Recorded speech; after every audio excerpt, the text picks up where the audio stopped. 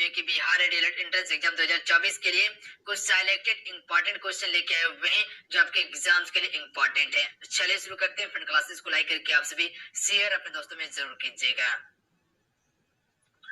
आज का पहला क्वेश्चन है कि निम्नलिखित में से किस पोषण के पौधे भोजन के लिए दूसरों पर निर्भर हैं। अगर इन सेट में किसी भी क्वेश्चन का आंसर पता हो तो अपना आंसर आपसे नीचे कमेंट बॉक्स में बता सकते हैं। तो इसका करेक्ट आंसर ऑप्शन में भी हो जाएगा परपोषी कहा जाता है। ध्यान रखिएगा, जो दूसरों पर निर्भर होता है उसे हम सभी परपोषी कहते हैं और जो अपना भोजन स्वयं तैयार करता है उसे हम सभी सपोषी कहते हैं। ध्यान रखिएगा, जितने भी प्लांट है, ध्यान रखेंगे आप सभी, पेड़ पौधा जो है वो सभी अपना भोजन स्वयं तैयार करता है क्योंकि प्रकाश संश्लेषण वो करता है। क्या लगता है, मानव हो गया, जानवर हो गया, ये सभी अपना भोजन स्वयं तैयार करता है? नहीं करता है। ध्यान रखिएगा, जो प्लांट के द्वारा तैयार होता है उसी को हम सभी खाते हैं। तो यानी हम सभी क्या है, परपोषी हैं। जितने भी कह सकते हैं कि जानवर है, पक्षी है, उसके बाद जो है कि मानव है, ये सभी क्या है, ये सभी परपोषी है। जबकि जितने भी प्लांट है वो क्या है, सपोषी है। ध्यान रखिएगा, क्योंकि अपना भोजन वो स्वयं तैयार करता है। अगला है, पित्त रस का उत्पादन कहाँ होता है? राइट आंसर ऑप्शन में भी हो जाएगा। पित्त का निर्माण कहाँ होता है? यकृत में होता है। याद रखिएगा, आप सभी याद रहेगा। अगला क्वेश्चन देख लीजिएगा। क्वेश्चन है कि हाइड्रोक्लोरिक अम्ल का पीएच क्या होता है? तो हाइड्रोक्लोरिक अम्ल जो होता है इसका पीएच मान जो होता है वो कितना होता है? Right answer option number C हो जाएगा, 7 से कम होता है। तो 7 से अगर कम हो रहा है तो ये आपका क्या होगा, अम्लीय होगा। ध्यान रखिएगा आप सभी। और 7 से अधिक होने के बाद क्या होता है, ये क्षारीय होता है। तो ऑप्शन में सी करेक्ट आंसर होगा। अगला क्वेश्चन देख लीजिएगा। क्वेश्चन है कि रियो शिखर सम्मेलन 1992 का एजेंडा 21 किससे संबंधित है? मोस्ट इंपॉर्टेंट क्वेश्चन है। तो ध्यान रखिएगा आप सभी, इसे हम सभी सतत विकास कहते हैं। ऑप्शन में एक करेक्ट आंसर होगा।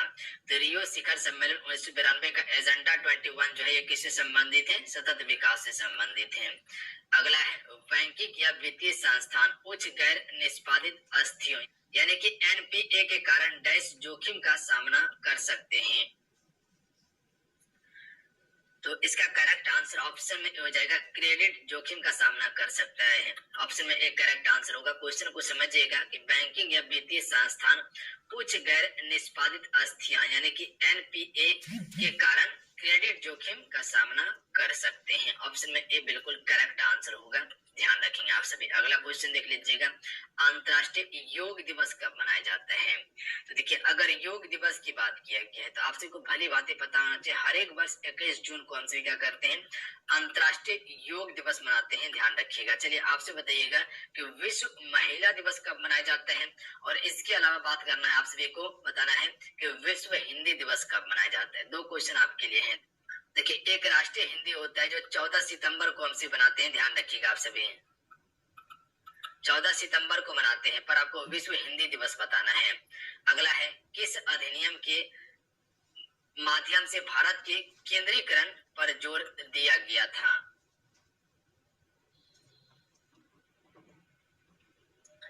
राइट आंसर ऑप्शन में हो जाएगा, चार्टर अधिनियम 1833 के तहत जो कि कह सकते हैं कि भारत के केंद्रीकरण पर जोर दिया गया था। ऑप्शन में एक करेक्ट आंसर हो जाएगा।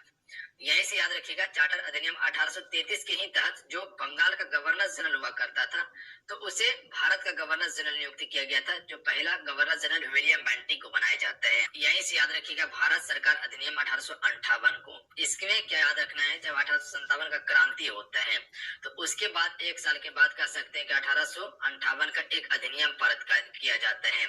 इसमें क्या किया गया था, जो भारत का गवर्नर जनरल था, पहला governor general Lord William Bentinck को बनाया गया था, और अंतिम था कौन, लॉर्ड कैनिंग था। लॉर्ड कैनिंग को ही भारत का पहला वायसराय नियुक्त किया गया था। ध्यान रखिएगा। अगला है, मुख्यमंत्री की नियुक्ति किसके द्वारा की जाती है? अगर पीएम की बात किया जाए तो इसका नियुक्ति जो होता है ये राष्ट्रपति के द्वारा होता है। ध्यान रखिएगा। वही मुख्यमंत्री की अगर बात किया जाए तो ये आपका राज्यपाल हो जाएगा। ऑप्शन में से करेक्ट आंसर होगा। अच्छा, अगर यही क्वेश्चन पूछा जाए कि राज्यपाल की नियुक्ति कौन करता है तो ये आपका राष्ट्रपति ही करता है। अगला क्वेश्चन है, परिसीमन आयोग का अध्यक्ष कौन होता है? मुख्य चुनाव आयुक्त जो है फ्रेंड, ये परिसीमन आयोग का अध्यक्ष होता है। अगला है, बौद्ध स्थल वैशाली निम्नलिखित में से किस राज्य में स्थित है? तो बिहार राज्य में स्थित है वैशाली। अगला क्वेश्चन देख लीजिएगा, बिहार का अनूठा त्योहार कौन सा है? अनूठा की बात किया गया है तो हम सभी कह सकते हैं कि छठ पूजा जो है बिहार का एक अनूठा त्योहार है, सबसे बड़ा त्योहार माना जाता है। अगला है डैश हार्मोन हमारे शरीर को संकट का सामना करने के लिए तैयार करता है। तो इनमें से कौन सा हार्मोन है जो हमारे शरीर को संकट का सामना करने के लिए तैयार करता है? इससे पहले वाला भी सेट में आपको कवर करवाया गया था। राइट आंसर ऑप्शन नंबर हो जाएगा एड्रेनलिन हार्मोन जो है फ्रेंड, इसे हम सभी कह सकते हैं कि हमारे शरीर में संकट का सामना करने के लिए तैयार करता है। ऑप्शन में भी करेक्ट आंसर हो जाएगा, जिसे लड़ो उड़ो हार्मोन भी कहते हैं। अगला है निम्नलिखित में से क्या एक उत्कर्मणीय परिवर्तन है? ये भी क्वेश्चन हो चुका है। बर्फ का पिघलना एक उत्कर्मणीय परिवर्तन है, यानी कि कह सकते हैं भौतिक परिवर्तन है। बाकी बात ये सभी क्या है? ये सभी रासायनिक परिवर्तन है। अगला है विंग कमांडर अभिनंदन को किस पुरस्कार से सम्मानित किया गया है? विंग कमांडर अभिनंदन वही है जो कह सकते कि पाकिस्तान चला गया था, फ्लाइट जब क्रैश हुआ था तो।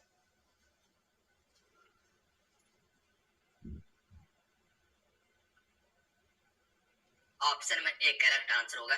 वीर चक्र दिया है, ये कह सकते हैं कि जो सेना को दिया जाता है उसमें सबसे शक्तिशाली जो चक्र होता है वो परमवीर चक्र होता है, यानी कि सबसे ऊंचा कह सकते हैं। अगला है हमारे संविधान में कितने अनुच्छेद और अनुसूचियां हैं?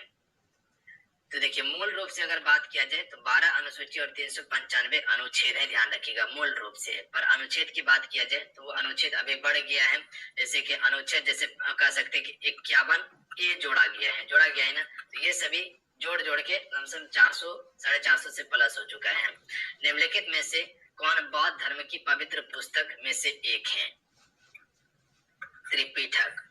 अगला है निम्नलिखित में से कौन सा राज्य लोह का प्रमुख उत्पादक है, यानी कि लोहा का सबसे अधिक उत्पादन जो करता है वो कौन सा राज्य करता है? तो ध्यान रखिएगा उड़ीसा राज्य करता है। देखिए अगर बात किया जाए कि झारखंड में जो है कि कोयले का खदान जो है सबसे अधिक है, यानी कि कोयले का भंडार जो है वो सबसे अधिक झारखंड के पास है, ध्यान रखिएगा। जबकि कोयले उत्पादन में झारखंड तीसरा नंबर पे आता है। सबसे अधिक कोयला का उत्पादन छत्तीसगढ़ करता है, ध्यान रखिएगा। और टीन भी सबसे अधिक उत्पादन छत्तीसगढ़ ही करता है। अच्छा बेला डेला किसके लिए प्रसिद्ध है? ध्यान रखिएगा लो एस के लिए प्रसिद्ध है, जो कि छत्तीसगढ़ में स्थित है बेला डेला। पन्ना का खान हीरे के लिए प्रसिद्ध है, जो कि मध्य प्रदेश में है। अगला है राष्ट्रीय मतदाता दिवस किस तिथि को मनाया जाता है? राइट आंसर हो जाएगा ऑप्शन नंबर सी 25 जनवरी को हर एक वर्ष हम राष्ट्रीय मतदाता दिवस मनाते हैं। अगला है मुख्यमंत्री की नियुक्ति संविधान के किस अनुच्छेद के तहत की जाती है? तो देखिए मुख्यमंत्री की नियुक्ति जो होता है वह अनुच्छेद 163 के तहत, ध्यान रखेंगे आप सभी। अगला है भारत में पहली बार महिलाओं को मताधिकार कब प्राप्त हुआ था, यानी कि मत देने का अधिकार जो मिला महिलाओं को वो 1926 से मिला था। यही से याद रखिएगा 1924 में पहला बेलगांव अधिवेशन में महात्मा गांधी जी ने भाग लिया था। अगला है भारत की निर्वाचन पद्धति में निम्न में से किस देश निर्वाचन पद्धति के अनुरूप है, यानी कि भारत का जो निर्वाचन पद्धति है वो किस देश की निर्वाचन पद्धति के अनुरूप है? Right answer option number C हो जाएगा ब्रिटेन के निर्वाचन के अनुरूप है, ध्यान रखिएगा। क्योंकि कह सकते हैं कि ज्यादातर कह सकते हैं कि जो ब्रिटेन के द्वारा शुरू किया गया था वही अभी तक चल रहा है। भारत शासन अधिनियम 1935 जो देखते हैं आप सभी, ये क्या है? ब्रिटेन के द्वारा शुरू किया गया एक अधिनियम था, जो कि भारत जब संविधान बना था इसी से बहुत सारा चीज लेके संविधान को तैयार कर दिया गया है। तो ये जो है ब्रिटेन के अनुरूप है। कह सकते हैं कि इंग्लैंड का गुलाम ही था, ब्रिटेन का गुलाम था अपना भारत। तो जितना भी चीज है करीब करीब आपको ब्रिटेन का ही अनुरूप आपको देखने के लिए मिलेगा। जो भारत शासन अधिनियम 1935 आप सभी देखते हैं, ये किसके द्वारा शुरू किया गया था? इसी के द्वारा ब्रिटेन के द्वारा शुरू किया गया था। जब संविधान का निर्माण हुआ था तो बहुत सारा चीज जो है कि इसी से ले लिया गया, लमसम 85% हिस्सा। अगला है जितना भी सोर्स कर सकते हैं भारतीय संविधान के किस अनुच्छेद में निर्वाचन आयोग के लिए प्रावधान है? देखिए निर्वाचन आयोग की बात किया गया है तो अनुच्छेद 324 में है, ध्यान रखेंगे बी करेक्ट आंसर होगा।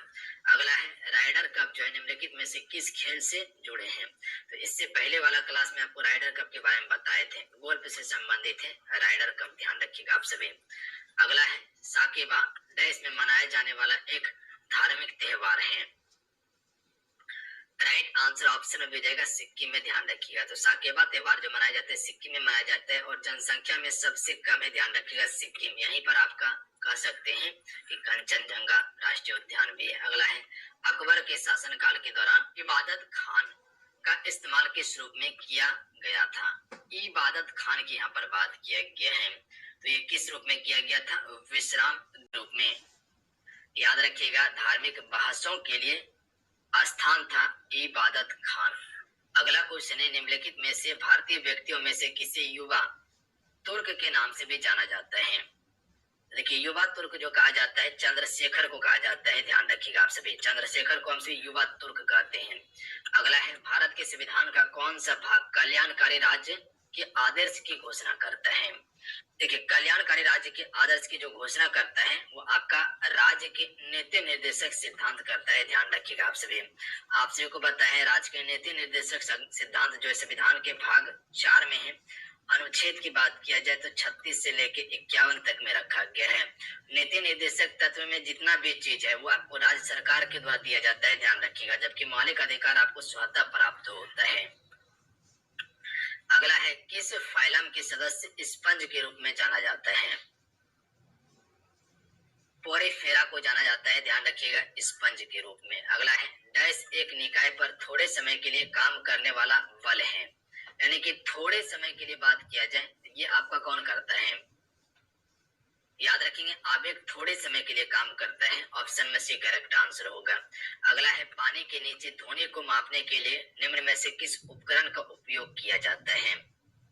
राइट आंसर ऑप्शन में हो जाएगा हाइड्रोफोन का उपयोग किया जाता है पानी के नीचे ध्वनि को मापने के लिए। अगला है निम्नलिखित में से कौन सी एक उपधातु नहीं है? इनमें से एक उपधातु कौन सी नहीं है? देखिए एक धातु एक उपधातु होता है, तो टीन क्या है? ये एक धातु है, ध्यान रखिएगा, जबकि सिलिकॉन हो गया, जर्मेनियम हो गया, आर्सेनिक, ये सभी क्या है? तो याद रखिएगा उपधातु है, जबकि टीन हो गया ये धातु है। लोहा क्या है? धातु है। अगला है वह अभिक्रिया क्या कहलाती है जिसमें ऑक्सीकरण और अपचयन एक साथ होते हैं?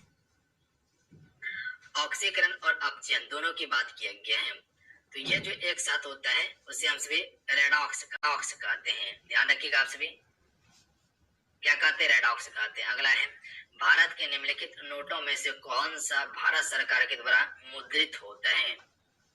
देखिए भारत सरकार के द्वारा मुद्रित जो होता है वो 1 रुपया का नोट होता है, ध्यान रखिएगा आप सब, यानी कि कह सकते हैं कि 1 रुपया पर जो हस्ताक्षर होता है वो भारत सरकार का होता है, जबकि इतना ये सभी जो है आपका 2000 का नोट को बंद कर दिया गया है। 100 हो गया, 500 हो गया, जितने भी कागज वाला नोट देखते हैं आप सभी, 10 रुपया हो गया, 20 रुपया हो गया, 200 हो गया, ये सभी पर जो हस्ताक्षर होता है वो आरबीआई के गवर्नर कह सकते हैं कि भारतीय रिजर्व बैंक के गवर्नर का होता है। नालंदा विश्वविद्यालय का निर्माण किसने किया था? कुमार गुप्त के द्वारा नालंदा विश्वविद्यालय की स्थापना किया गया था, ध्यान रखिएगा आप सभी, ऑप्शन नंबर ए बिल्कुल करेक्ट आंसर हो जाएगा। जबकि बख्तियार खिलजी ने इसी विश्वविद्यालय को ध्वस्त कर दिया था, बौद्ध धर्म से संबंधित था। और विक्रमशिला विश्वविद्यालय का निर्माण किसने किया था?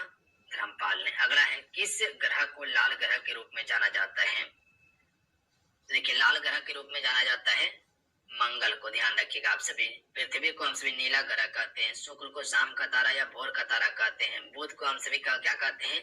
तो सबसे छोटा ग्रह कहते हैं, और सूर्य से सबसे नजदीक ग्रह कहते हैं। अगला है निम्नलिखित में से किसके शासनकाल में मुगल शासक अहमद शाह अब्दाली ने पहली बार भारत पर आक्रमण किया था? तो देखिए अहमद शाह अब्दाली की अगर बात किया जाए तो ये शाह आलम द्वितीय के समय में भारत पर आक्रमण किया था, ध्यान रखिएगा आप सभी, यानी कि ऑप्शन नंबर क्या हो जाएगा? बी करेक्ट आंसर हो जाएगा। और ये आक्रमण हुआ था कब? पहली बार 1748 ईस्वी में हुआ था। और उसके बाद जो है कि अहमद शाह अब्दाली के बीच में ही पानीपत का तीसरा युद्ध हुआ था 1761 में, किसके बीच में? अहमद शाह अब्दाली और मराठाओं के बीच में हुआ था। मराठा बुरी तरह से पराजित हो गया था। अगला है निम्नलिखित में से कौन मौर्य काल का सबसे अच्छा ज्ञात प्रतिमान है? मौर्य काल का, तो ये स्तंभ है, ऑप्शन में ए राइट आंसर है। अगर कोई भी चीज का पता लगाना है मौर्य काल से संबंधित तो वो स्तंभ से ही पता लगाया जा रहा है, तो अच्छा ज्ञात प्रतिमान है ये। अगला है राम कृष्ण मिशन की स्थापना किसने की? कई बार ये क्वेश्चन बता चुके हैं रामकृष्ण मिशन की स्थापना के बारे में, तो ये किसके द्वारा स्थापित हुआ था? स्वामी विवेकानंद के द्वारा। कब हुआ था? तो हम कह सकते हैं कि 1897 में। अगला क्वेश्चन देख लीजिए। क्वेश्चन है 39 नंबर। कोयला एक जीवाश्म ईंधन है जिसका उपयोग बिजली और गर्मी पैदा करने के लिए किया जाता है। निम्नलिखित में से कौन सा कोयले की उत्तम श्रेणी है और जो शुष्क राख मुक्त आधार पर 87% से अधिक की कार्बन सामग्री है? वो कौन सा कोयले का रूप है? इस कोयला को हम सभी एंथ्रासाइट कोयला कहते हैं, ध्यान रखिएगा। ये जो इक्विपमेंट क्या है? शुष्क राख मुक्त आधार, जो कि 87% से अधिक कार्बन सामग्री है इसमें। तो ऑप्शन में ए राइट आंसर रहेगा। अगला है मुख्यमंत्री बाल गोपाल योजना निम्नलिखित में से किस राज्य में शुरू की गई? तो मुख्यमंत्री बाल गोपाल योजना जो शुरू किया गया है राजस्थान राज्य।